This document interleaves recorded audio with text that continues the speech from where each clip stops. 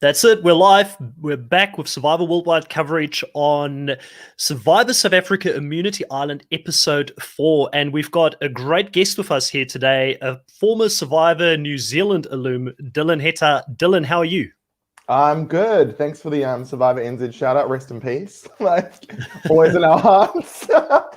We'll continue to, put it out there that Survivor NZ is something that we'd love to see again. And I've got my own theories. Maybe me and you, Dylan, will do a different podcast one day on why Survivor New Zealand worked or why it didn't work, what they could do differently in the future. I'd be super open to something like that, just to have like a brainstorm and put it out there, because I'm still in Auckland at the moment. I still would love for it to come back so that I can have a chance to apply for the show. It'd be nice for it to come back. I mean, everyone in South Africa is now talking about All Stars, and I'm like, wow, it'd be really great if we could talk about All Stars. But so one can dream.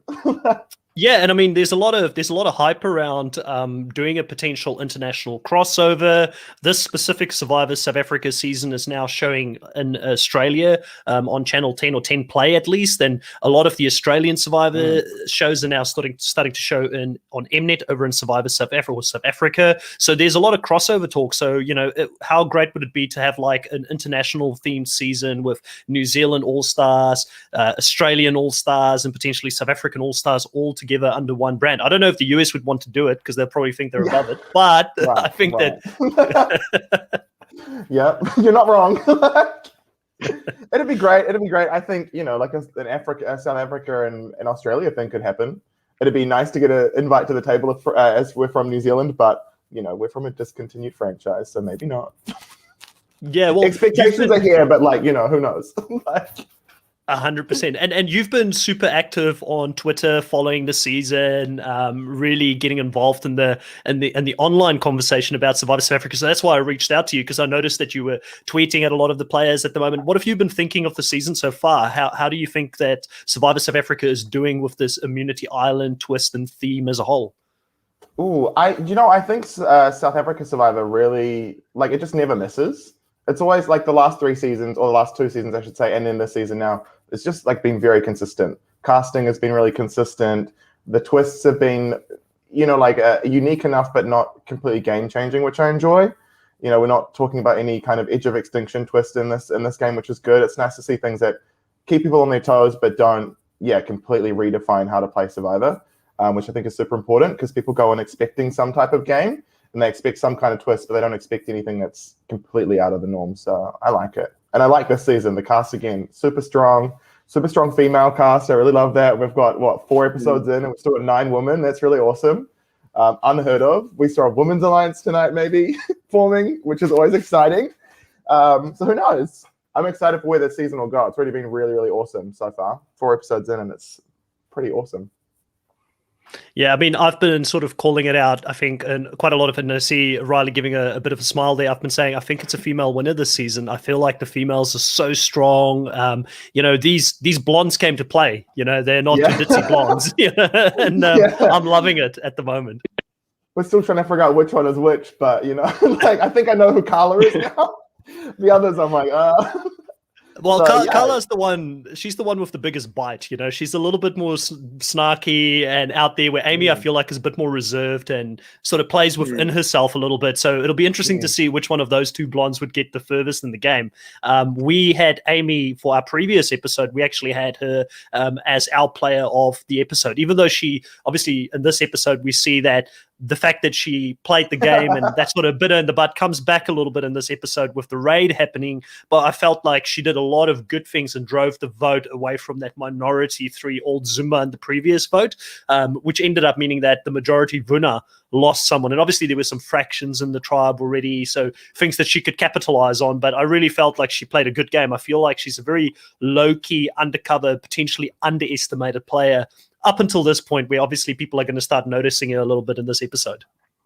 Yeah, she did a good job last week to go from a minority position to switch into some kind of majority. I've been in a similar position where I was in a majority that was very fractured, and I didn't play it correctly. So the people in the minority definitely played it correctly and saw the fractures and then jumped on it and then switched around and did this and did that, which we saw this episode, which was really cool. So really fascinating dynamics. It's nice to not just see something super linear with they're sticking with a group of 5 and then just going to go with it. There was one person in particular, I think, that did a really, really great job and is setting themselves up for a really interesting next few episodes. Based on the next episode, I'm kind of worried about them, but who knows? It could all be a red herring.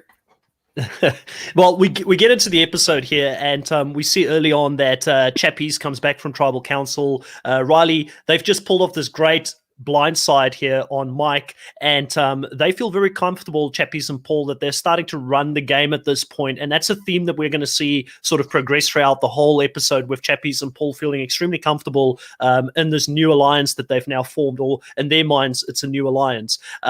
How do you sort of feel about Paul and Chappies here in the early stages of the episode, and specifically the communication between Warda and Chappies there in camp, where Warda says to Chappies, listen, I was left out, you could have at least told me about this, and she seems really burned by this whole situation. It's always a bit of a double-edged sword, though, isn't it? I mean, trying to create a blindside, and also, I mean, you can't include everyone in a blindside. It's always a little bit of a balance. But Chappies here, obviously, he thinks he's got Vuna on his side. He knows he's got Smash in his corner. And Amy as well was instrumental in that blindside of Mike in the last episode. So he really feels like he's in a strong position here. But Paul, on the other hand, he's not playing the best social game around camp, obviously, stepping on a couple of people's toes. And this is what we saw something earlier in the season with Pinty, obviously, stepping on a lot of people's toes there and being a little bit domineering in camp. On the other hand, Paul was being a little bit lazy, and that's starting to rub people the wrong way. And what we're starting to see early on here is Amy is really starting to feel as though she's not sure whether she wants to progress in the game with Paul, because she sees him as someone that might be someone that isn't someone she can work with down the track, and someone that's a little bit lazy and starting to get a couple of hits against him, whereas it's increasing his target a little bit. So it might be someone for her to get out and obviously increase her standing in the game, and potentially even bring in Carla and Water there, as you mentioned there earlier, Dylan, to create a potential girls' alliance. Yeah. Something to look out for. And we see here very early on in the episode that the whole thing with Amy having sort of gone and played, and one of the things I had a real issue with in the previous episode was the fact that she didn't know what she was risking by playing. I really hate the fact that they're like, oh, whoopsie, it's a lucky packet, you open it and there's a stink bomb in there, and you're not going to end up being able to, or if you lose, you end up getting another tribe to come and raid you. I feel like if you knew that up front, you probably would have left. And we haven't seen any of the players leave at this point yet. Everybody is choosing to rather take the immunity, but I really didn't like the fact that she didn't know it until she decided to play, what the consequences was going to be. But she's now having to backtrack here in this episode and go back to her tribe mates and come up with a lie. And her lie is that she found some sort of a clue that the other tribe is going to be able to come over and raid our camp, which immediately puts everybody in Zamba at high alert, and they run around and they go start hiding different items on their beat. Dylan, what did you think of this as someone that has played Survivor before? Like when you've got items, everything is stripped away from you that you would normally have in your daily life. Like these comfort items, like having like a machete as your life out there, having a pillow, I guess, is like 10 times more valuable than a pillow in real life, right? Right. Yeah. Look, I've been part of a raid, so I know exactly how it can affect a person. I was on the right side of the raid though, so we got a top from a raid, which was really awesome. But it was very fascinating to watch. This is why I like Survivor South Africa. They let the people keep the clues, and so they're like getting this information and passing it around, and everyone's got this information. And so there are people who aren't aware of this, and they want to, hide what's happening. As you saw with Carla later in the episode, and it's just very funny to me that people are trying to lie around things that everyone knows is not the case. And then obviously Dino and Inesu show up and they've got the clue and they're like, yeah, you lost. She's like, no, I didn't. I won an advantage to know you were coming here. It was an interesting lie. To lie and say that you won the knowledge that they were coming to raid your camp was a choice. I thought that was an interesting choice of how to phrase that one. I think the only way you can get around that is by being completely upfront about it. Surely. Yeah, no, I mean, for me, I was thinking the same thing. Like, have you not learned that in Survivor South Africa, nothing stays a secret? Like, everything comes out at all times, and you're trying to play this off. So not the greatest. I think she did well in her recovery afterwards, where she owned up to it and apologized to it and didn't make too much excuses after that. I mean, she was caught red-handed, and we do see that this is going to affect the morale of other people in the tribe, definitely. Like, Santoni was quite upset by that. Warda was quite upset by that. But I think Amy is in a lucky position where she's got two people in Anella and Sean, who we haven't seen too much from him from a strategic standpoint, I feel like, in this new tribe. But I don't think that they're going to turn their back on Amy moving forward. That minority really needs to stick together. It's kind of like, you're damned if you do, you're damned if you don't. Like, if you move in a different direction, you're probably all going to fall. So I think that plus the fact that both Chappies and Paul now thinks that they're in a new thing with that three, it kind of will protect her, where if she was a different player that was on the outs, like a Carla or a Warda in that position, I think it could have been potentially detrimental in a game like Survivor, where you're looking for any excuse to vote someone out. This could have been that excuse to get them to actually go and vote Amy out. But I found it really funny here, Riley, where Dino and who was it? Dino and Nesu go over to the tribe, and they're like, no, you need to give us anything that we want, and they're trying to like say no and bargain. I guess technically by the rules, if you went to hide it, you're not preventing them from getting it directly. You can say, go find it. It's a treasure search. I'm not going to physically stop you from getting it, but you still have to find it. So I guess that's still within the rules. But there was a lot of controversy happening here, a lot of animosity between groups here, and I'm very interested, Riley, what will the long-term effects of this be? Because obviously you see Dino and Ines take this information back to their own camp and go and talk to their own camp about the dynamics there, and Ines specifically realizes or notices that Paul has suddenly grown in confidence. He didn't have this confidence in that first tribe, but he's kind of like almost leading the tribe at this point.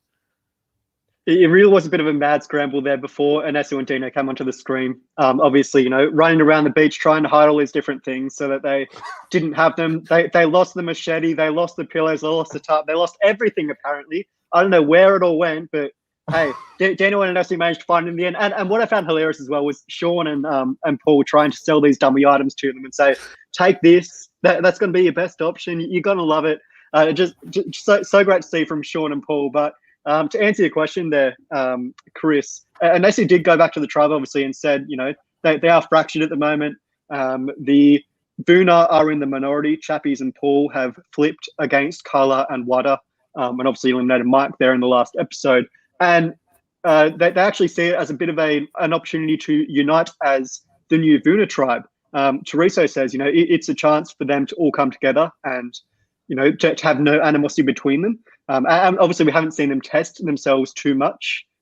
Potentially something we might see in the next episode with Teresa there going to Dino in the preview as to what happens with new alliances being created. But for Inesu, it's sort of a good thing for those Vuna minority members there, because it shows that their former tribe is fractured. So it gives them an option to, obviously ingratiate themselves within the Zamba tribe, because ultimately their trust has been burned by Chappies in eliminating one of their perceived allies on the other side. So they know that if they go back there in the next swap or the merge, obviously, their trust isn't assured. So it does give them, I suppose, a little bit more trust within the former Zamba members there to say, hey, we don't have a bridge to build back on the other side. Let's play with you.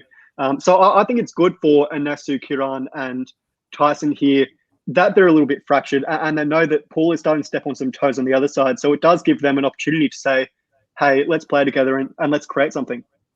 Yeah, and I just want to correct you there. Like, I love Teresa like anyone else, but you can't give credit for Teresa for sort of exploiting this opportunity here when Renita's the one who clearly was the one who was sort of driving it, especially from, I guess, from a narrative standpoint. When you look at the confessionals, Renita's the one who says that this is an opportunity for us now to pull these guys in. They're not going to want to go work on the other side. I guess Teresa did talk about it a little bit in camp to sort of reiterate what Renita's saying as well. But I do agree with you that minority old Vuna that is in the new Vuna. I think that they still have a lot of legs in the show. I feel like the edit that we're getting from them is a good edit. Like, I don't feel like they're getting a negative edit in the sense that they're going to go anywhere anytime soon. And we've seen enough between Teriso and Nicole and that existing alliance, I guess the majority alliance, the old Zumba members, that there's going to be a fraction there. Whenever they go to tribal council, I'm sure that the guns are going to be blazing at each other to take out either like a Nicole or a Teriso, or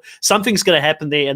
And let's not forget Tyson's got that idol, so he's got a bit of room to maneuver on that side. I do want to backtrack for 1 second and just point out one thing I noticed, and I will admit I noticed this in my second rewatch of the episode. I wasn't that great that I noticed it immediately when I was preparing to do the exit interview for Paul. And guys, I've already done that. That was a great exit interview, and it will be available on Sunday on our channel as well. I noticed that Inesu, on her way out, talks to Paul and says, "Tell Chappies that I'm still with him."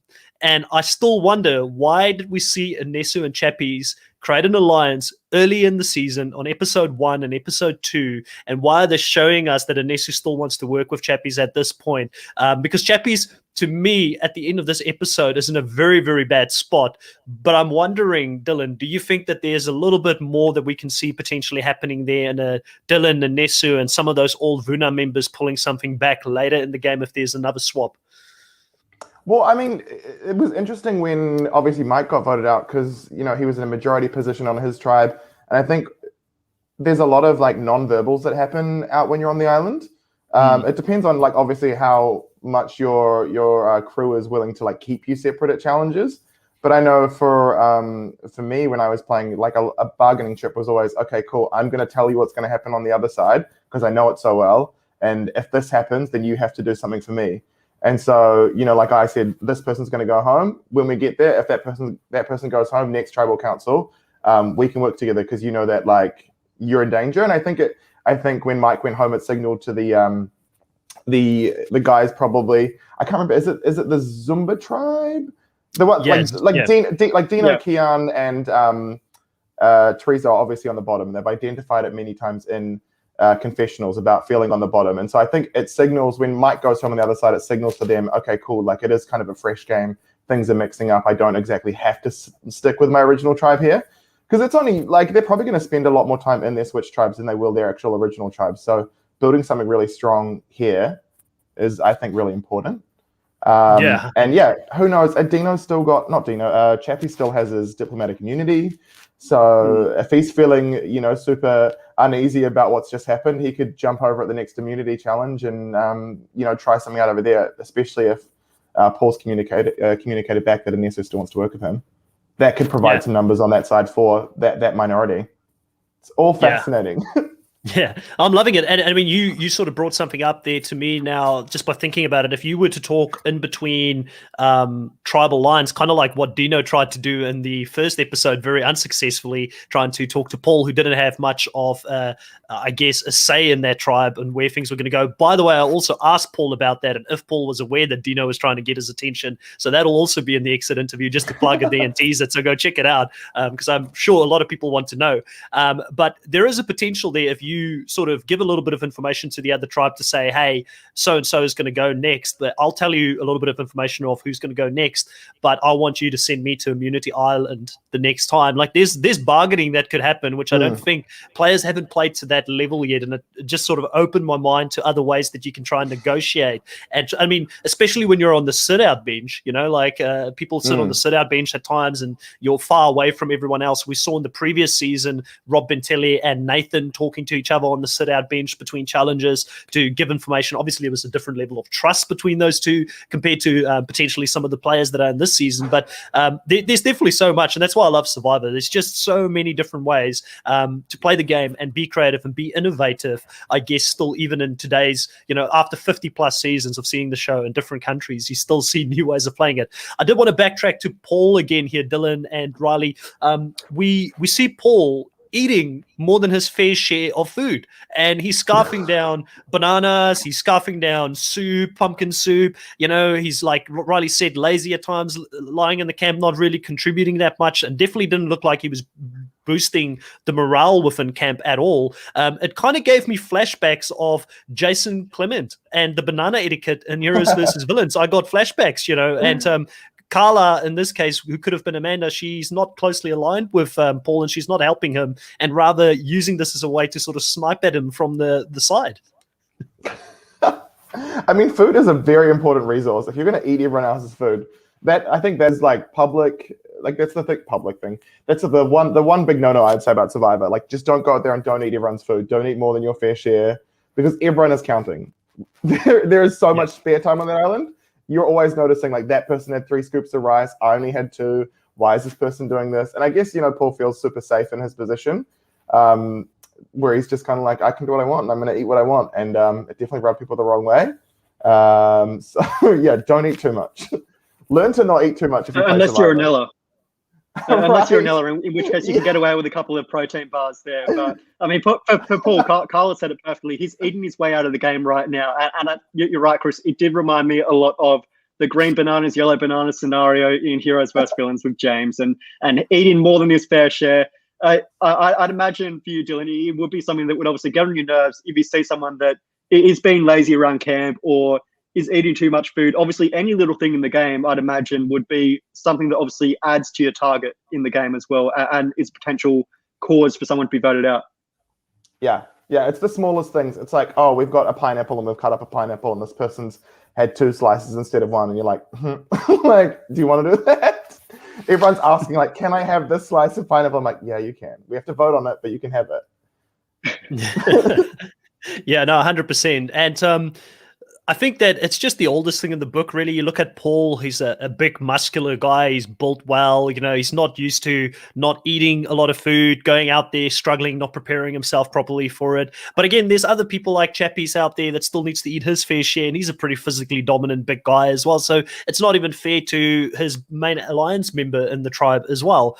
Sort of moving on from that, though, and looking at the reward challenge, this was a really fun reward challenge that we get coming up. I like the whole let's choose champions for the tribe to go and do specific missions and go out there and get a reward, and it brings an extra element of potentially a potential advantage that could be given to people without others knowing about it. It puts additional pressure on people, like who will put up their hand to be a target, to say, yes, I'm happy to go out there and be the champion for my tribe, but if we lose, I might be hated for it. Or if I win, and I win in a very dominant way like Marisha, maybe I'm continuing to grow on my target here.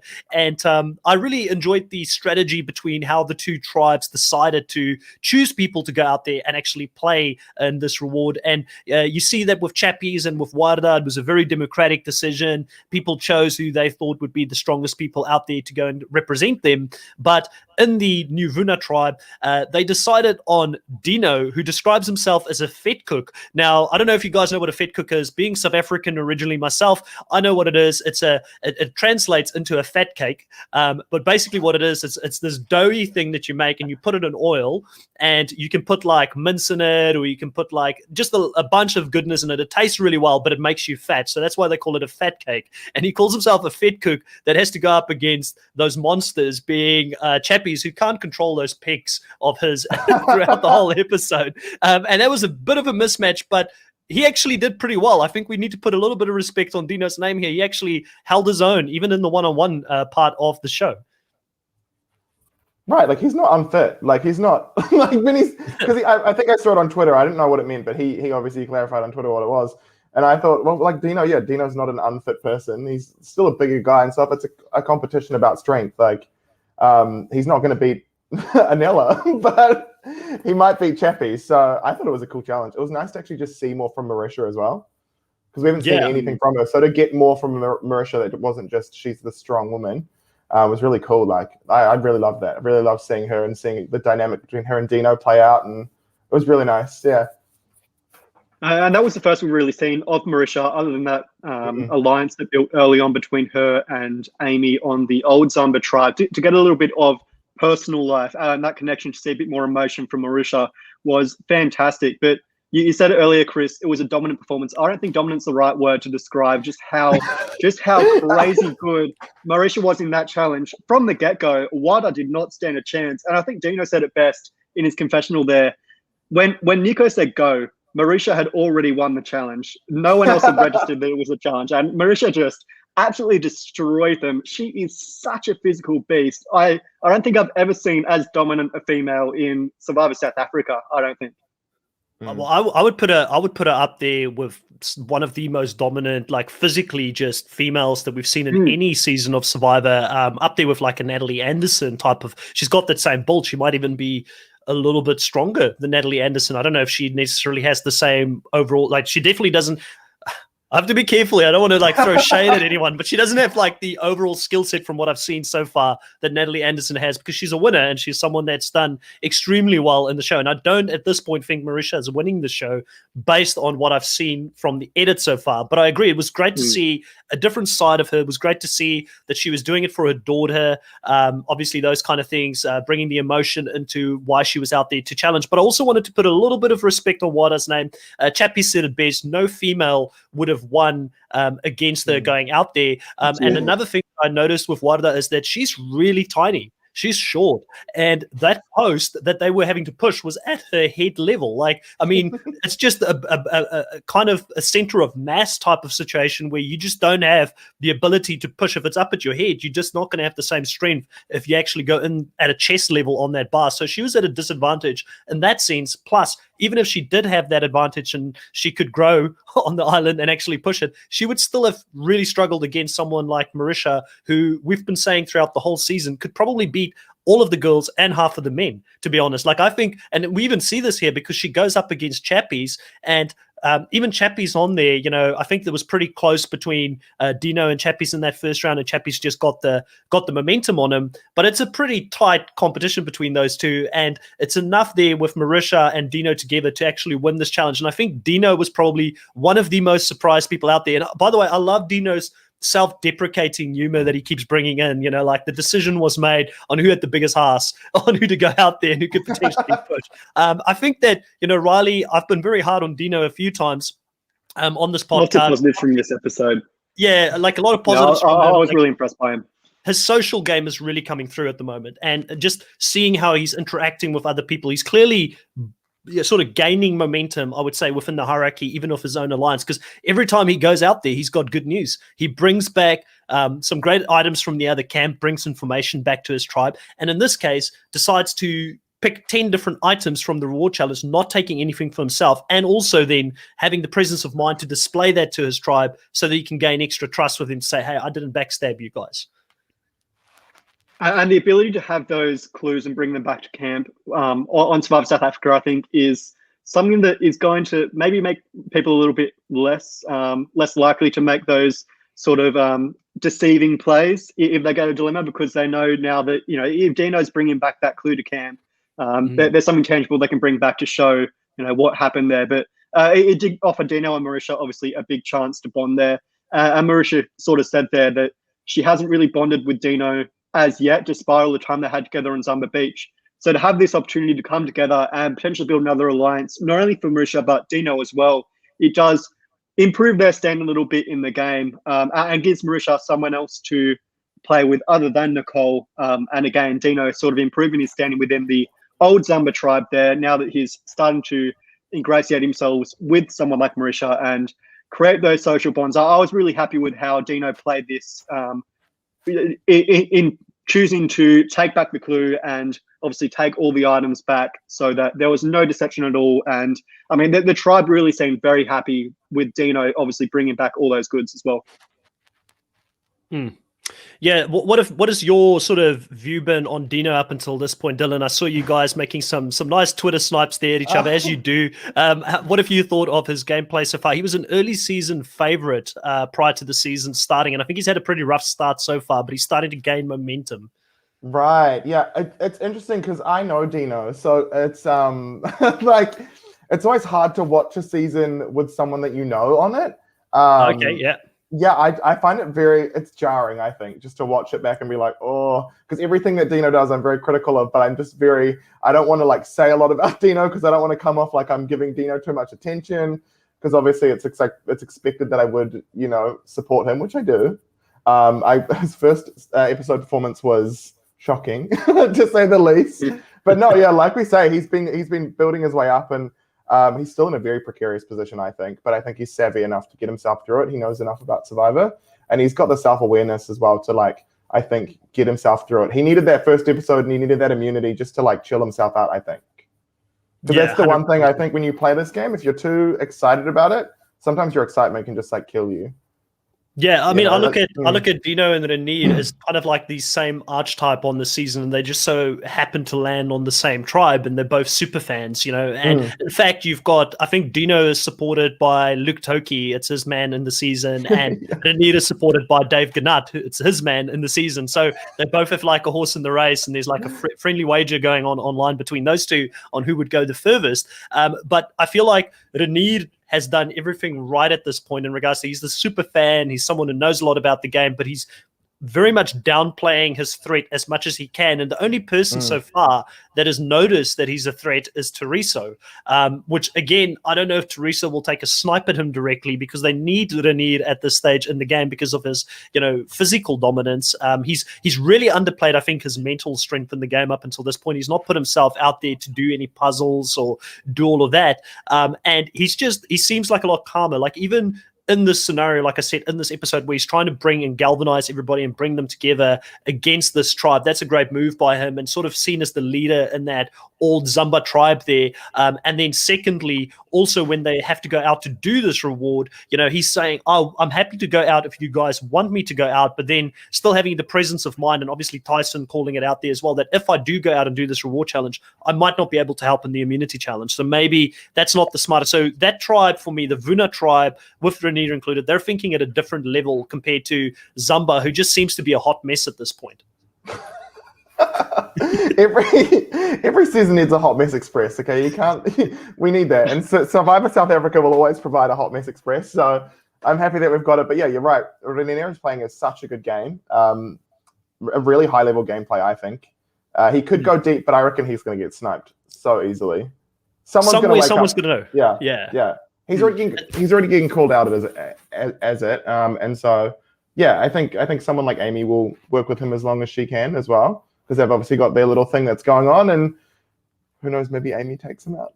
Maybe I'm just dreaming about the woman just taking over the season completely. I definitely 100% I have been strong on there's going to be a woman that will win this season, but my spidey senses keep tingling around a specific person that just keeps getting confessional time, keep getting keywords that they say in regards to like, this is why we're doing that. We see different people talking to this person, and that person is Tyson.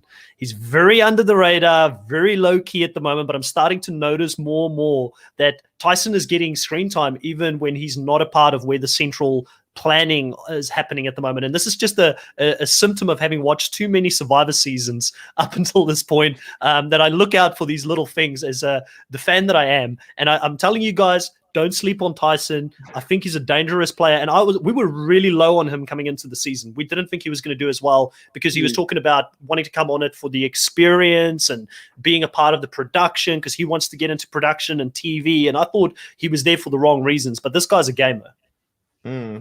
It's almost like the preseason stuff now is becoming a bit of a pre-game as well. You're putting stuff out there for people to read about you, or you're just putting that energy out there at least.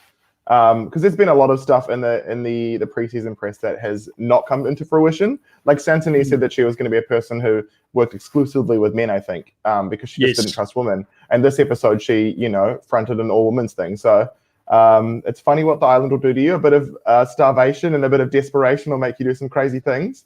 But love to see it. It's exciting that you pick up on Tyson as well. It's like, I think back to Michelle from Korong.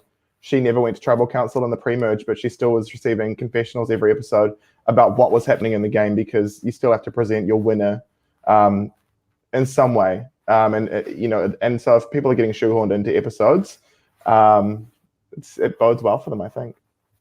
He's on my preseason pick. You mentioned there the pre-game aspect, and it's something we've seen on your season of Survivor New Zealand. Obviously, there were two contestants in particular that knew each other outside of the game. And in this season as well, we've obviously got Kiran and Anesu who have a loose connection, and also Anesu and Wada. Knowing that there's this sort of outside of the game connections, how big of an impact do you think that is on the actual game?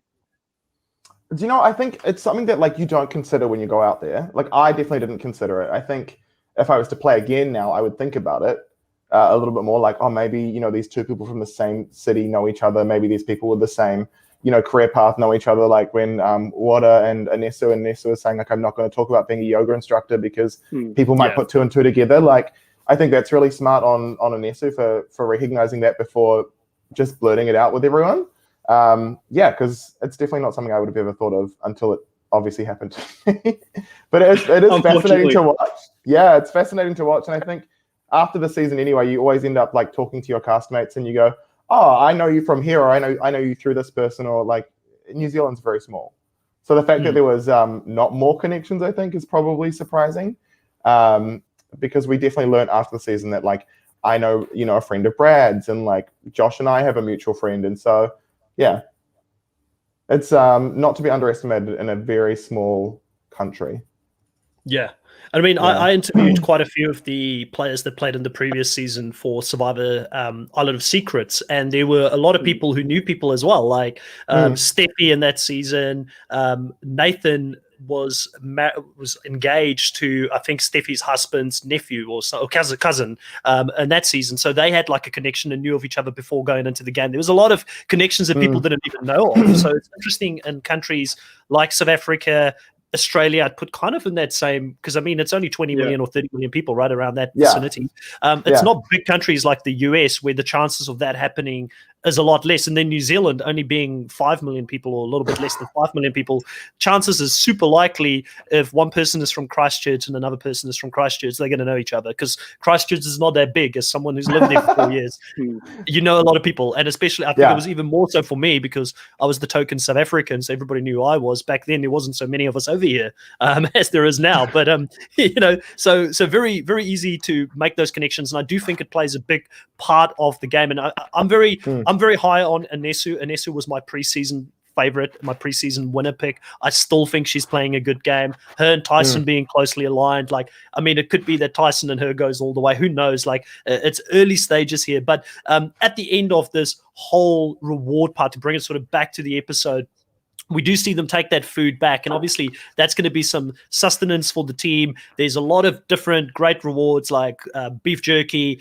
there's burgers, chicken, they've got cookies, they've got all these different things that obviously is going to fuel them when you're going up against the tribe that hasn't had that same sustenance in their body going into this immunity challenge. And we also find out that this immunity challenge is going to be quite a physically demanding immunity challenge. And prior to that, even worse, and we haven't even touched on this, and I think it's worth backtracking to this, they lose Sean, and Sean's someone that comes down with something I haven't seen online. I don't know if any of you guys have seen what exactly it was that happened with him, but I believe it wasn't a food allergy. It was something that potentially bit him out there that made him rash out like that in the Wild Coast. But it looked pretty serious out there, seeing the doctors come in and break the bubble that they created. We heard Leru Buta talk about the bubble and how little contact there would be with the players in-game. So it's pretty serious when you bring in the doctors in to have that contact with a player like Sean, and it's a massive loss for them because he's a physically strong person and also mentally seems pretty smart.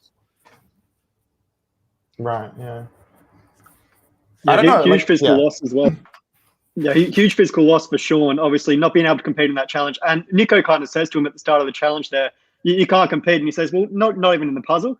Can't compete at all, Sean." But it's unfortunate to lose him, obviously being a strong member. And we did see that, obviously the Zamba tribe struggled there a little bit in terms of getting the blocks back. So to have someone like Sean, who is this big unit, if he was fit, it would have been fantastic for Zamba, obviously, to give them that little bit of extra grunt, I suppose, in terms of fetching those blocks. But really scary to see players always, having trouble with food or bug bites or whatever it may be, to have that obviously potentially see someone medevac was always scary to see, because we obviously want all our players to have the best chance to succeed and actually to be able to play the game fully and not have to go home prematurely. Yeah, and Chappie sort of narrates a lot of this, and he says, for people who think that Survivor is not the real deal, look at Sean's body. It is pretty brutal out here, and something like this can take you completely out of the game, and it's something that you didn't prepare for. I mean, Sean was someone as well who started this game off in such a precarious position, and he nearly ended up leaving the game in the first episode, and he's worked his way back up, and he's slowly but surely getting that momentum, and he says that as well, just to be taken out by something he did not plan for in the game. It's pretty heartbreaking to see, but luckily it does look like he's starting to recover after they give him the cream there that he needed. I think it might have helped a little bit, and also getting some rest. And I do think the other thing I wanted to touch on prior to going into this challenge was a really bad one on Paul as well, when Warda and Chappies comes back, not bothering getting out of the camp, Dylan, sleeping throughout all that, not showing any interest. Like, Paul to me just doesn't look like someone throughout this whole season. I mean, I've spoken to the guy, looks like a nice guy outside of the game, and obviously when you're there, it's hard. You've got cameras on you, you're not eating, but in the game, you know, he did not look like he was just that interested in creating social bonds with people or playing the social game. I don't know what game he was playing, because he did say that he was a fan of the show. Yeah, you know, like it's hard, obviously, because you watch it back, and like I think now that I watch Survivor, I watch it almost through.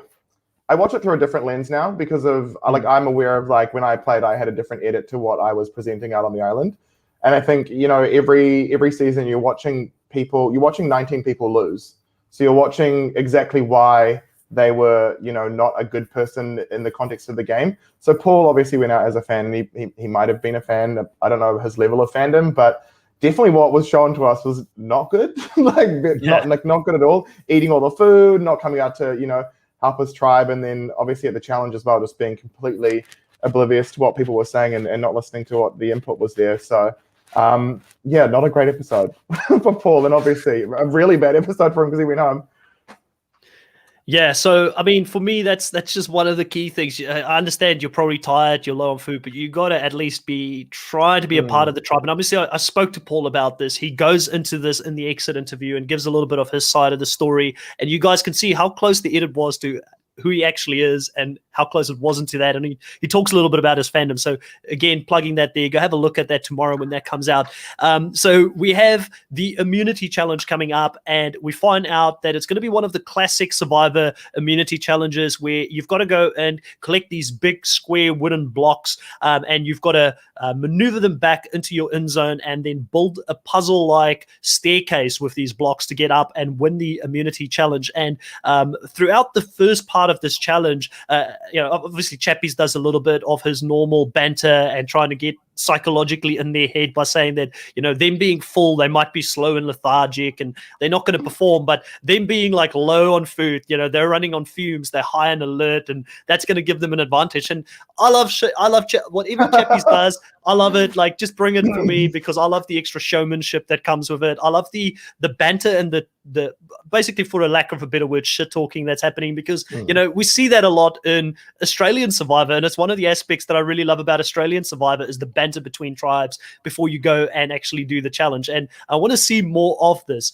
And to his credit, Chappies performs really well in this challenge again, going out there helping Warda and Santoni when they get stuck. Paul did really give him credit where credit is due. In the challenges, he seemed to perform really well. He was out there running, well, I'd say on the physical side of it, he was out there running really fast, bringing the blocks back, helping his team. But throughout the latter part of this, it all sort of starts falling apart when they have to put these blocks together. And we see the females in the tribe, specifically the Wardas and the Kalas, trying to assist with how it should be put together. But I didn't see, it's very interesting because they never really show Chappies in a negative light. Like, I've always seen the positive stuff about Chappies. Like, you know, even when Marisha wins, he goes to her to say, hey, this is for your daughter. You know, him helping Santoni up. Like, we always see him being a nice guy, which I think he is. But with Paul, we see the opposite here, where Paul continues to ignore them. He doesn't listen to the women. We didn't see Anella or Chappies not listening, but we saw them approaching Paul a lot in the edit and him not listening to it. So really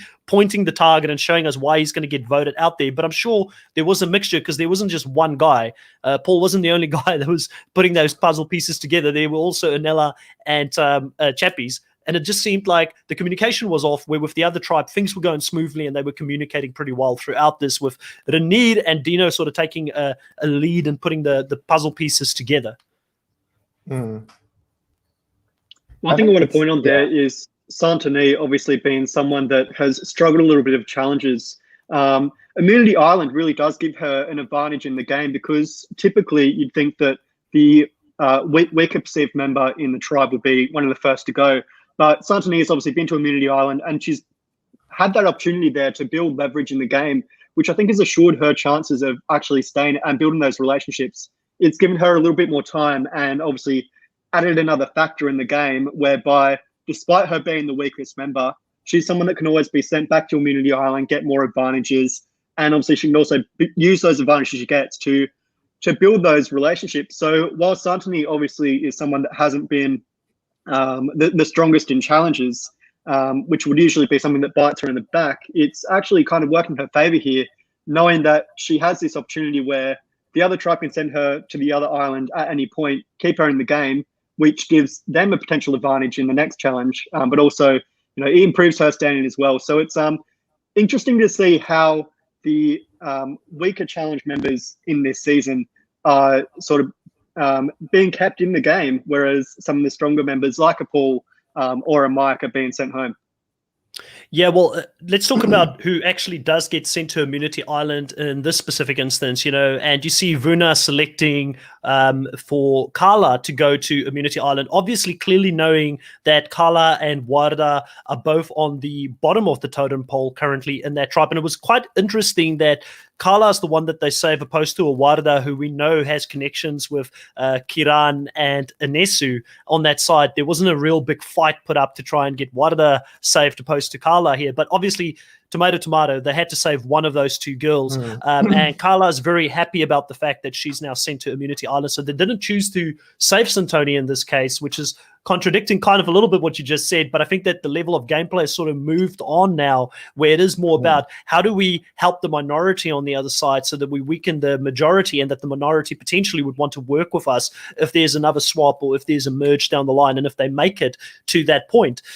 So Carla goes off to Immunity Island, and she does something here, Riley, that me and you didn't expect we would see very early on in the season, and that is that she actually ends up not playing the game on Immunity Island and keeping her vote. Dylan, did you ever see anybody making this choice? It's a very I guess selfless choice in the sense that she was trying to go back there and help Warda, and it shows that potentially Carla is someone, if you could get her on your side, I mean, you could she could be a ride or die for you. She'll run the game with you all the way because she's willing to put a life of her game in your hands, basically.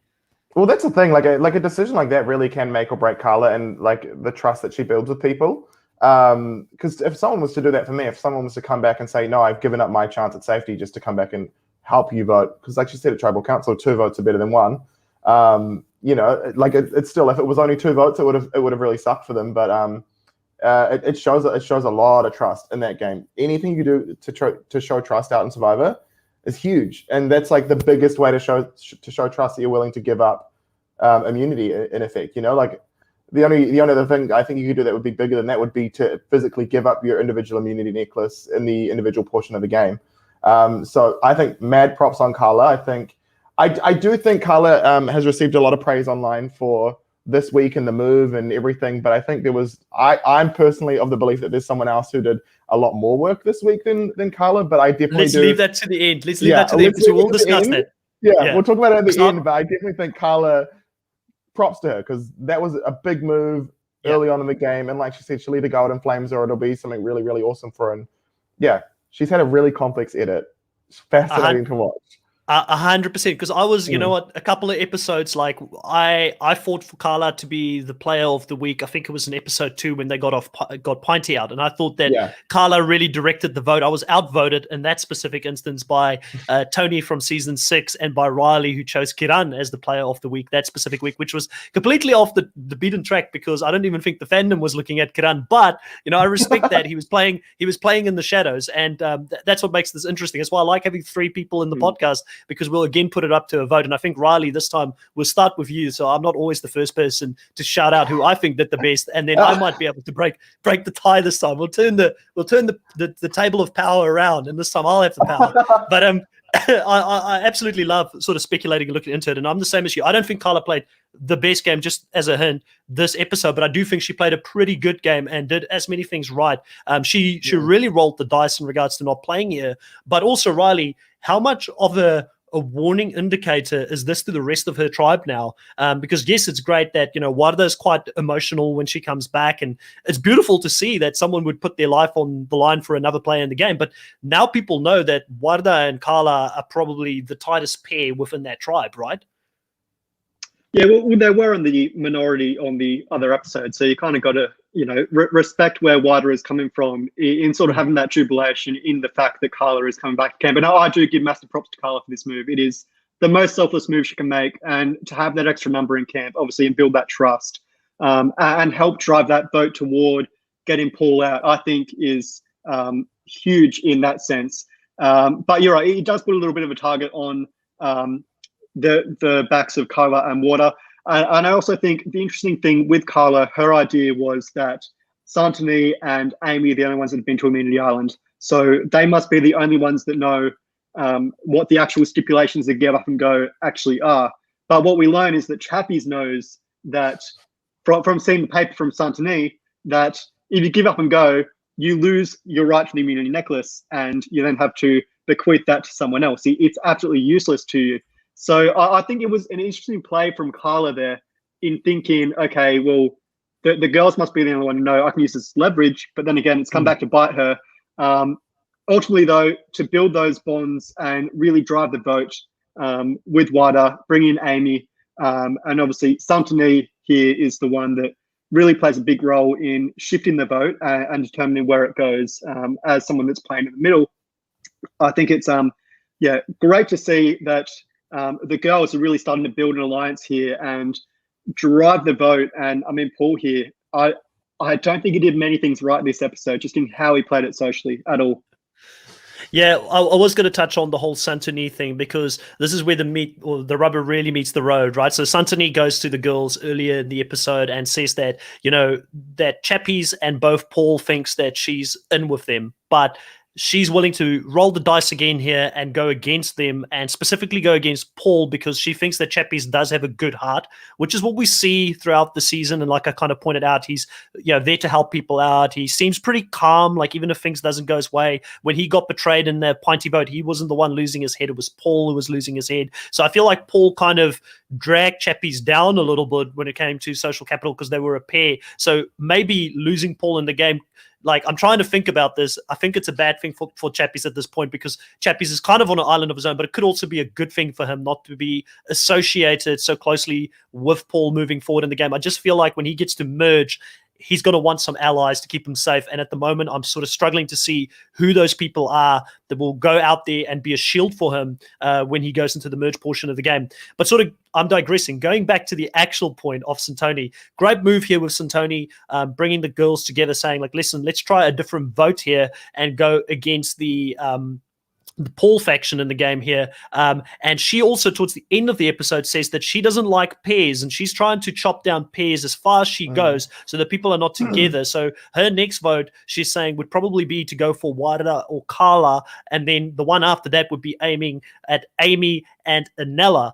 And it's quite interesting, because I kind of said the week before that Santoni is starting to remind me of like a Sandra Diaz-Twine type of game. It's anybody but her. She's happy to go where she needs to go. She doesn't need to have a specific ally in the game long term. But she reminds me of Sandra Diaz-Twine in Game Changers, one that is playing super aggressive as long as it's not her trying to build things and moving forward. But potentially, Santoni might run out of runway here, because it didn't work that well for Sandra in the first instance as well. And she could be putting a target on her back here by trying to drive a lot of these votes. But you've got to give credit to her, Dylan, because a lot of the times when we see guys play this game, we give them a lot of credit. But when it's a female playing the game, as Tony mentioned a couple of episodes ago, we're sort of short to give people that same type of credit, right? So give her, we've got to stand this queen. She's playing a great game at this point.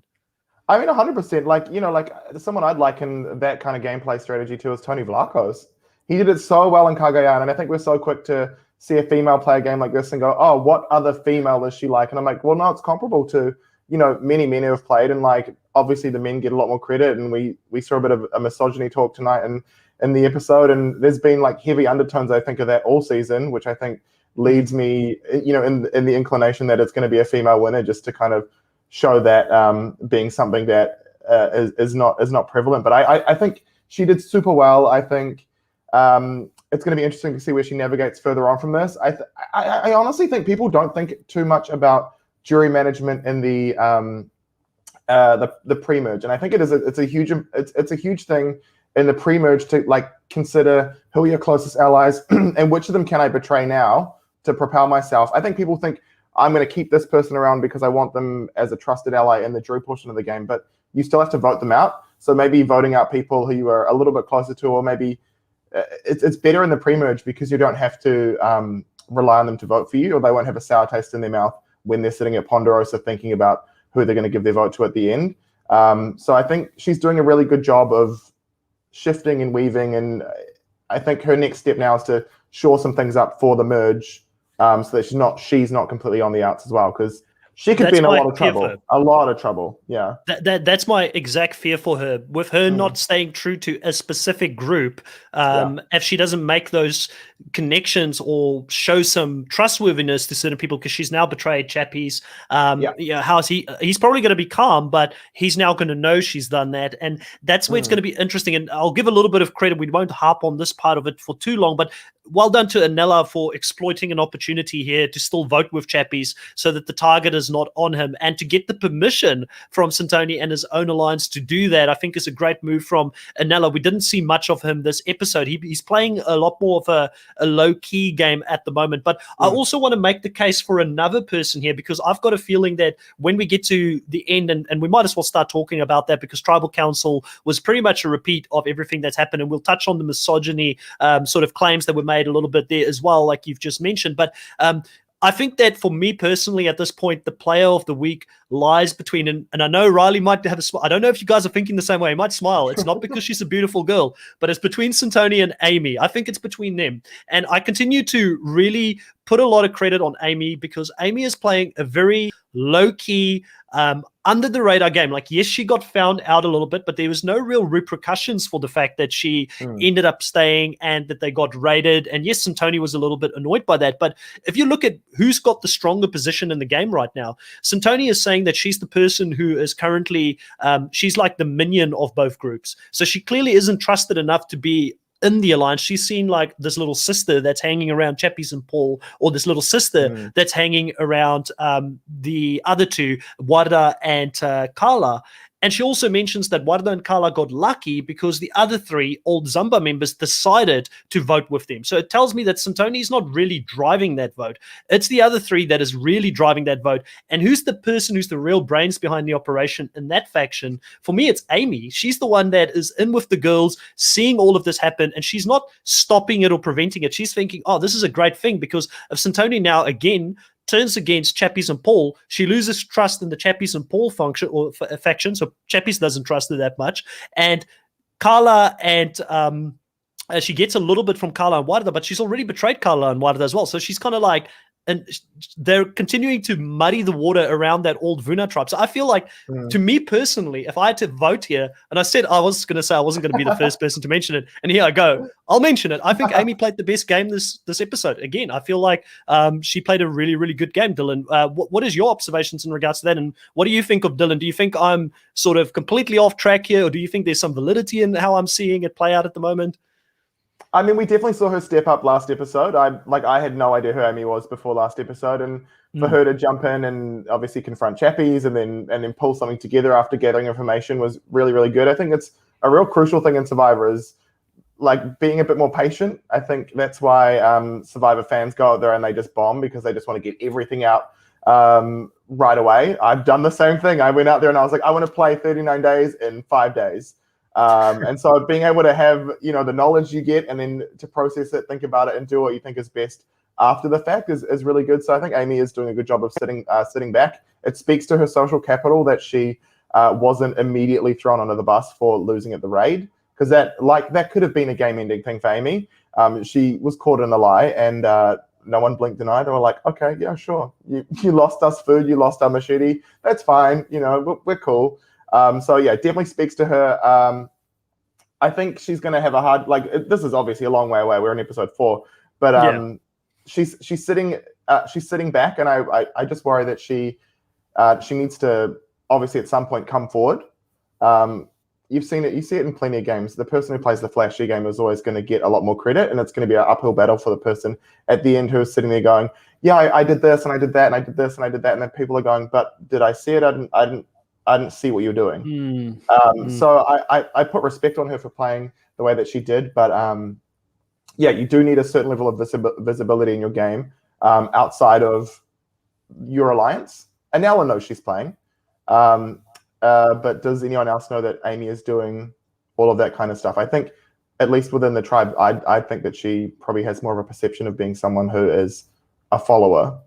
I find Santini very, very compelling as a person, and love Santini. Yeah, Santini is great casting. I mean, Santini and Chappies to me is the dream alliance. I want them to work together because I just love them both as characters. So I want them to pull together, and it does look like there's indications like that may happen in the future. I also wanted to put out here, because this is a great comment by Richard in the chat. He says that Anella looked like he was doing pre-jury management in his tribal council vote, because who cares about where I guess Paul's going at the end of the day. But I don't think that Anella was aiming, that move wasn't for Paul, that move was for Chappies, and he wanted to keep Chappies on the side, happy with him. So I kind of get where Anella came from. On my first watch I was really confused, and the second watch I was like, actually he's got a point there, because he's still got to work with Chappies in this next round specifically. So we do go into the tribal council here. And there is a lot of talk back and forth in regards to what went wrong in the challenge. Sean thinks that he could have made a difference. Chappie says, no, mate, you're overestimating yourself. It was just we basically approached the challenge wrong, and we were focusing too much on the brawn, not so much on the brains part of this challenge. And then this is where the conversation sort of turns to the misogyny and talking a little bit about potentially what are they saying, that the guys weren't listening to them, and Paul takes a real offense to this, which is no surprise. Up until this point, and it sort of comes to a conclusion. But I mean, again, Chappies for me continues to be shown like he's a complex character, because there's a lot of reasons for why he shouldn't be making it far in the game, but he admits that probably there was some case of that happening on the challenge. So we're seeing that he's constantly acknowledging this. He's not diminishing the feelings of the women in the tribe. He's constantly shown as someone that is a big character but still cares for those around him. I know I'm putting a lot of Chappies love out there, but I do like him as a character. Like, for me, I'm really hoping we see him until the merge, because selfishly, if he's not winning this season, which I do think it's going to be tough for him because he's such a big target, I want him to be eligible for an all-star season, because I think he's great TV. I wasn't high on Chappie's preseason. I really wasn't. I think it was the peck bounce, like in his like intro shot, that I was just like, who is this guy? Like, get out. I was in the like, same boat. Yeah, I didn't love it, and then he started playing, and I was like, man, I really like this guy. That sucks. Like, it sucks that the person preseason I was like, go home. He's so compelling, and it is interesting. I think it is interesting that he is aligned with Paul, and yet he's getting such a positive edit. I don't know what the edit is trying to, whether or not the edit is trying to, hide anything about Chappies is who knows. You never know, but he's getting a really good edit. The way that he approached Santini when they were in the challenge was really cool. It's just those little things that he does is I think are cool. He's not just a typical, meathead. No, not at all. And it's funny because, having had the conversation with Mike, who got voted out, obviously, in the exit interview, Mike said that Chappies was seen as this golden boy. Like, he was perceived as like the Captain South Africa type of person in the camp. Like, for us, he seems a lot more sporadic, but a lot of his sporadic behavior is not in front of his tribe mates. It's in front of the camera. He really turns it up for the camera. So he was seen as like almost like a leader figure for a lot of it. So it's interesting. And he did say that Chappies just is a genuinely really nice guy. So I think we do see a lot of that in it. And it is quite interesting how him and Paul sort of gelled together. But I guess it was sort of that they were both left out of the previous vote. They landed at the bottom. Chappies had he had to have someone. And I am worried for Chappies. Like I said, I mean, for me, there's a lot of warning signs for him moving forward. Like, where does he go? Who's this person that's going to try and defend him when he gets to the merge? If he doesn't land in a good, strong group that's willing to work with him and needs his vote moving forward, I think that it's going to be extremely hard for him to win this game based on how the table is laid out at the moment in the game. I guess the last part here is a little bit of talk between Carla and Warda, and Carla saying that, she came back because she wanted to show that there's true trust between them, and she didn't understand how the tribe immediately sort of trusted two people who turned on the previous tribe so quickly, and they started building a new alliance. And Chappies hits back again with a very smart comment and saying, well, we built that with the blocks you gave us, because obviously you betrayed us first, so we had to go and try and, like, I don't blame Chappies. Like, it's just interesting because Carla and Chappies and Warda and Chappies and Paul, they are never in a million years going to work together. Their personalities just do not mash. It just does not work in this scenario. And it's just funny how, of all the people that could have landed together after the tribe swap, these guys landed together. And it's great for TV. It's compelling, but it's not great for the players who are out there playing the game at the end. But Paul does ultimately get voted out here. I think we talked a lot about what Paul's shortcomings were in the game and where he potentially went wrong, and just not integrating himself really well, or sort of realizing that two people don't control the whole game. You need the majority vote to continue. Like, votes matter in the game. And that just didn't work out for him. But I do want to check and have a look at how our draft picks are going, Riley. So Dylan, you can get a sneak peek here of what our draft picks looked pre-season going into this. So we'll have that up in a second. All right, so here we are. So this was our draft pick. So you said you were really low on Chappies. I had Chappies at number 1 in the beginning. I love the character, so I went straight in for it. I was like, I'm all in. Let's see where this takes us. And Dino was the number 1 pick for Riley. But I did say my preseason winner pick was Anesu. We only picked the girls in the second spot, so she's the one I felt pretty high on, and she's doing good. As you can see, no surprise, Amy's pretty high here as well. I felt very confident that she's playing a good game. Riley, you're going to lose another person here, so you're going 2 down at the moment on the draft picks. It looks like you might be owing me some beers by the time we get to the merge. Well, depending on how the lockdowns go, it looks like a possibility at the moment. Unfortunately, there aren't too many strong players in my tribe, it seems, other than really Karan and Marisha and Tyson as well, I suppose. A lot of the players in my tribe look to be a little bit in the minority at the moment. So, look, hopefully they can stage come back before the merge, and I can you can shout the beers. I think I'm really hopeful, but at the moment it's not looking likely. Yeah, we'll see what happens. It's still early days. Anything can happen, but I will say I feel a lot more comfortable. Riley was really high on his team going into the season. He made me doubt. Maybe I was reading things a little bit wrong coming into this, but I'm feeling very comfortable at the moment. I still think Anesu. I do think Tyson is an undercover potential winner, and it would be quite funny, like we said when we did the preseason picks, Tyson was picked quite low. I think he was your last guy's pick in your tribe, actually. So it would be funny if he actually, that shows how we don't know anything about this season, because we picked him pretty low, but he's doing extremely well and playing a good game. I do feel good about Anesu. I do feel good about Amy, but I understand where you're coming from, Dylan. She will have to show what her game is about closer to the end. But I do think that a lot of people forget about what happened pre-merge. I think there's still runway for her to make a compelling case after the merge and really sort of rise from the ashes to sort of claim that spot. And it's interesting because let's not forget she's got the undercover Mafia alliance with Ranir, who is in a pretty good spot in the other side. So there's potential connections that could pull her a little bit further. I've been pretty high on Anella throughout the season. This episode was a quiet one for him. He did, again, do a very smart thing there with the Chappies vote. And again, he got that one confessional. So it's interesting that we're seeing him. I do think he's going to go pretty deep. And I've got our favorite Kwaito Cook sister, like she's known over on, I think it's Instagram or something like that. I've got her on there as well. And I sadly won't be able to tell you guys what that translates into on air, but I'll tell you guys off air what that translates into, because I don't know if there's kids watching this as well. We've also got Jenny in the chat saying that Santoni is the queen. So guys, let's get into it. Let's get into the meat and potatoes. And we'll start off with you, Riley. Who do you think... Well, actually, let's get our guest. Give him the opportunity to go first this time. Dylan, who do you think? Let's put you on the spot here. Who do you think played the best game so far for you in this episode? And I guess looking at this episode specifically and sort of how they're placing themselves moving forward in the game as well.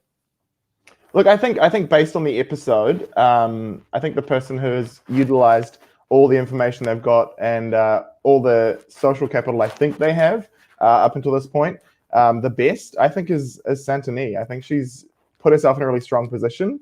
I think she's the kind of person that traditionally would be taken out very, very early, and Immunity Island gave her a bit of a boost, and she's taken that and used it to the best of her advantage. I think, you look at her and you compare her to someone like Teresa, on her starting tribe was very easily the first person out, and she was also given a similar thing where it was like, here you go, here's your second chance, do something with it. And I think when you compare those two with each other, Santoni's definitely done an awesome job with what she's been given, because you can only play within the the means that you have, and sometimes you're restricted by certain things, and in Santoni's case, she's restricted physically with how she can compete against each other, so she has to step up in other areas.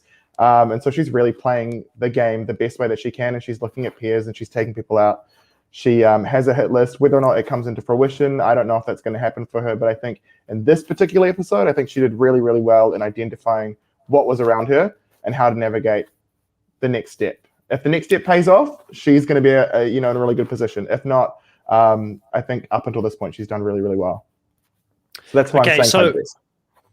Yeah, fair enough. And listen, I get where you're coming from with putting Santoni out there. I think Santoni played a really good game. And even for me, coming into this show today and even into the podcast, I was like, who am I going to go for? I wasn't too sure who I was going to go for, but I've had some time to think about it. I'm going to go next because I know Riley most likely is going to agree with you. So I feel like I need to put the pressure on and make a case here for Amy. I do think that Amy played the best game, not necessarily based on what we saw on the edit alone, but because of a lot of the things that I picked up in between the conversations. Like, for instance, Santoni admitting that she's not really in with either of those two groups, which she tells us, and she's the little sister that is annoying both people. So that tells me a little bit more about maybe how Santoni is coming across to both of them, because why are two very different factions perceiving her in the same way or putting her in the same spot? Can she find her tribe that will allow for her to become part of a bigger alliance that's going to carry her further in the game? And how I feel like she may be playing, like, I think what she's doing is great. I don't want to diminish. Like I said, if it was a guy, if it was Tony Vlachos, I would have been like, king, and I want to give her all the credit. It's not because she's a female that I'm saying this, because I'm going to go for another female who I think just plays a better under the radar game at the moment, who currently controls the other two Zamba members. So that makes it 3 in that group. And with Santoni admitting that her vote really wasn't the one that swinged the vote in this episode. It was really the fact that those 3 did want to vote for Paul and ended up voting with Warda and Carla that made Paul go home. So I feel like one of those 3 deserved to get the vote for the best player, because they're the ones that really noticed that there is some fractions within the tribe, in the old Vuna tribe, that they can exploit so that their 3 numbers can become stronger and stronger in that tribe and continue to eat those Vuna members. And I feel like Amy is the brains behind the operation. So I don't know how many people will agree with me, because last episode, I think that we had Amy as well as our best player for the last episode. But if you look at Inside Survivor, they actually ended up going for Santoni by quite a bit, 32%. So Amy only had 16% of the vote there. So they fully agreed with that. And I think that the public will probably again vote for her as the best player here. But Riley, over to you. I did my best lawyer Amy case that I can for this. Who do you think played the best game this episode? I was actually going to go for the third option in Carla, because I thought Carla played a great game on Immunity Island. In the fact that she was so selfless in deciding to give up and go back to the island. Obviously, a big misplay on her part in terms of not recognizing that Chappies was aware of the, I suppose, disadvantage of the give up and go option. But ultimately, her giving her vote away, I thought was a strong rallying cry. I suppose I'm going to have to be the balance of power here, though. So we'll have to choose between Amy and Santoni, though. Yeah, three-way tie. I like it. I like the 3-way tie. And you know why I like the 3-way tie? It's again proving that what we've seen so far, the girls are playing a very strong game, and we've got 3 different females that we all have been impressed by this specific episode who are playing a really good game. So I'm happy with that. I'm happy with a tie. It's not ideal. We'd like to have one specific player win it out, but I think all 3 of them deserve some credit, because Carla was another person I considered. She had a really good bounce back from the previous episode. The one thing I'm fearful with Carla about, though, is that I just don't think she can't hide her feelings on her face. And she's so opinionated. Like, I feel like she is going to struggle down the line. Like, if they swing the other way again here between Carla and Warda, they could very easily use the same kind of thing. Like, who's easier to work with? Who's like, will Warda listen to us a little bit better than Carla? Is Carla more strategically a threat for us if she's in the minority? Like, it could very easily go either one of those 2 in the next episode. And I do think that we're going to see Santoni continue to swing in between those alliances. So, yeah, great episode. Great cast. Very impressed by how the females are playing this season. I do hope we see Vuna go to a tribal council next, because I want to see what that dynamics look like. They're just getting stronger and stronger because they don't have to betray each other at this point. I do want to give a shout out to Dino and Marisha in this episode. I mean, they really were the only members from the Vuna tribe that we did see, but Marisha especially, to see a lot of her personal life come into the game, see a little bit more content around her so we can get to know her a little bit more, was fantastic to see. And also to see Dino sort of building that bond with Marisha. It's another bond for him. And I mean, he was my first pick in the draft, so I'm always going to be a bit of a Dino stan there. But to see him sort of create a stronger footing in the game from what we saw earlier with those misplays toward Paul and going for the idol and all that, to see him coming up in the game a little bit more is great to see. But yeah, we said it last week, Chris, that Vuna were going to go to Tribal Council based off the preview. It didn't happen, but next episode, it looks like Teriso is going to be a little bit more active and try to shift the vote a little bit. We'll see if it happens, but yeah, really looking forward to seeing how it plays out on the Vuna tribe. And we've got to consider as well that obviously Tyson has the idol as well. So lots of factors over there. And alliances shifting as well to see where people fall on that tribe is going to be really interesting. And Dino and Kihan, I just want to mention there was a secret scene in the last episode, episode 3. I'm interested to see those two as a pair. Where do they shake out? Because it looks like it's going to be a contest between Nicole and Marisha and Dino and Kihan in terms of who relates to the former Vuna members and who gets them on side. Interesting. Yeah, something to look out for, definitely. Now, guys, it's been fun talking to you about this episode of Survivor South Africa Immunity Island. Dylan, it's been great having you on board as well. Give us a little bit of a shout out in regards to what are you doing currently? What can people follow you on? I've got your Twitter, your Instagram, and your Twitch channel, believe it or not, in the description of this episode. So if anybody's watching it, go and follow all of that. Is there anything else that you're also getting up to at the moment? And what are you playing on Twitch? What type of content can we expect from you on there? Oh, well, okay. So I started a Twitch channel because I just thought, like we've been in lockdown for so long and why not give it a go? I love video games and let's watch, I watch people playing video games and it's fun. So I thought that was cool. I do a lot of Nintendo. Well, I'm going to be doing a lot of Nintendo, I should say. I haven't started doing it yet. I'm still trying to fine tune everything. Technology is not my friend, but I'm trying to figure out how to make it work. But outside of that, I also run an org now. I got involved with them during lockdown and I looked at someone running orgs and I said, well, I could probably do that. So let's see if we can do it.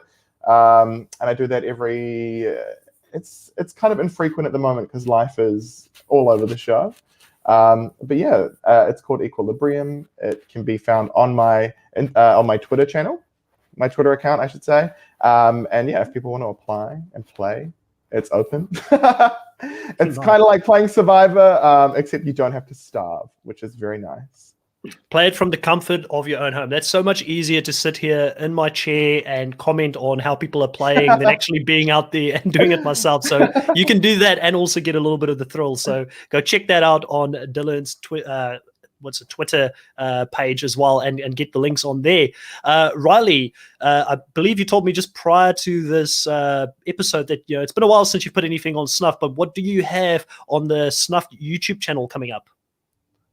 Yeah, we're continuing our journey of discussing the winners of US Survivor. I'll be posting Earl Cole's journey to the title of Soul Survivor in the next week or so that's something to look out for. Yeah, really starting to create new content now. And especially in the lead up to Australian Survivor as well, I'll be doing a lot of content on Australian Survivor over there. So something for all the international Survivor fans to go check out as well.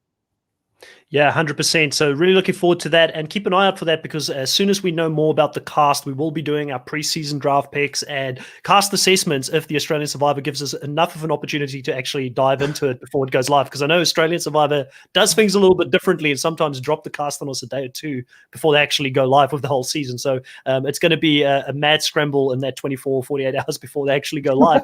Get all that content out to you guys, but we will do our best to do that.